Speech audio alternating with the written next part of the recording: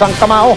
Sinuwerte naman ng isang fan na nanood kanina sa training o pag-ensayo dahil nabigyan siya ng t-shirt ni Pacman.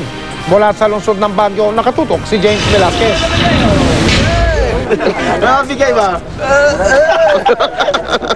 Maaga pumunta sa Burnham Park si pambansa kamao Manny Pacquiao para mag-roadwork. Enjoy rin siyang makita ang mga fans na nanonood sa kanyang pagbabanat ng buto. 5 round paikot ng Burnham Park ang tinapos si Pacman sa loob lamang ng 25 minutes. Kasama si dating WBC light flyweight champion Rodel Mayol, kapatid na si Bobby at alagang aso si Pacman. Tumakbo rin si Manny ng 2 wind sprints para raw mas eksplosibo ang galaw niya sa ring. Malaki ang naidagdag sa stamina natin at 3 days in a row na puro paakyat tayo.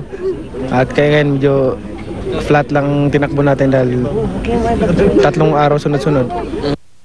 Bilib na bilib ang mga tao sa Burnham Park sa disiplina at kondisyon ng pound for pound king. Maging isang British national ng tagahanga ni Ricky Hatton, aminadong Pacman fan na siya ngayon. Nabigyan tuloy siya ng pinagpawisang t-shirt ni Manny. Yeah, have you seen any of his fights? What fights have you watched? All of them. Unfortunately, I'm English, so I've watched the Ricky Hatton one, which didn't last too long. So, no, he's very good.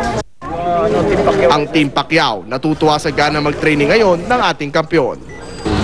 Si Manny kasi, the more na nananalo siya, the more na inspirado siya na dadagdagan niya pa yung achievement niya. So, hindi siya yung boksingero na nakitaan mo na pinabutan na tatama rin siya, gano'n. Hindi, the more na gusto niya pang dagdagan. Yung dati, at saka ngayon, lalong gumaling.